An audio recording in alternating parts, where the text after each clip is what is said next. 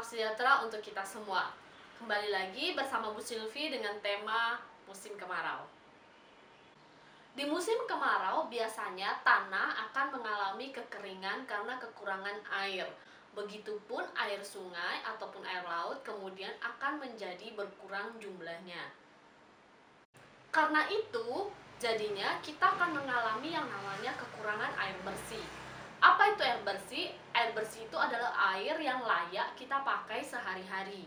Jadi kalau air sungai atau air laut yang masih belum diolah, belum diberi obat oleh pemerintah, itu tidak layak untuk kita minum, tidak baik untuk kita pakai dalam kehidupan kita sehari-hari. Biasanya pemerintah akan mengolah air sungai atau air laut untuk digunakan buat kebutuhan kita sehari-hari. Jadi biasanya pemerintah akan mengolah air tersebut, memberikan beberapa bahan-bahan kimia sehingga air itu layak untuk kita konsumsi. Baik kita pakai untuk kebutuhan sehari-hari seperti minum, ataupun kita memakainya untuk mencuci pakaian, mencuci piring, dan sebagainya.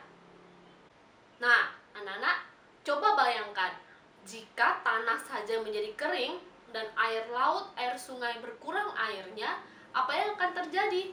Maka kita akan mengalami kekurangan air di musim kemarau. Oleh karena itu, kita harus belajar menghemat air ketika kita berada di musim kemarau. Bagaimana caranya kita menghemat air? 1.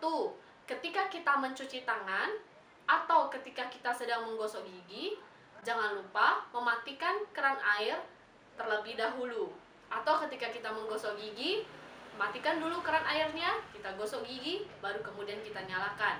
Jadi jangan biarkan air mengalir tanpa kita gunakan. Kedua, kita mandi dengan air yang secukupnya. Alangkah lebih baik jika kita tidak menggunakan shower, tetapi menggunakan bak mandi, sehingga air bisa digunakan secara lebih hemat. 3. Kita jika ingin menyiram tanaman, kita bisa menggunakan air dari bekas cucian beras. Air bekas cucian beras ini berguna untuk juga menyuburkan tanah yang kita pakai untuk menanam tanaman. Dan yang terakhir, jangan lupa ketika selesai membuka keran air, entah itu di wastafel atau dimanapun, tetap jangan lupa dimatikan. Ketika kita sedang mengisi bak yang kosong, jangan lupa, jangan dibiarkan sampai airnya meluber.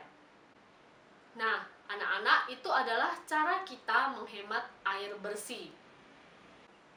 Baik anak-anak, itu pelajaran kita tentang menghemat air bersih. Jadi jangan lupa di rumah harus hemat air bersih.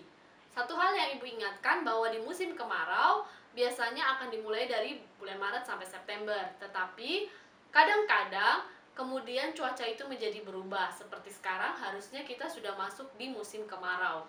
Tetapi sampai hari ini kita masih sering mengalami hujan. Tapi tidak ada salahnya jika kita berjaga-jaga, kita menghemat air. Nah, anak-anak, sampai di sini dulu pelajaran kita tentang aturan menghemat air bersih. Sampai jumpa di pelajaran berikutnya.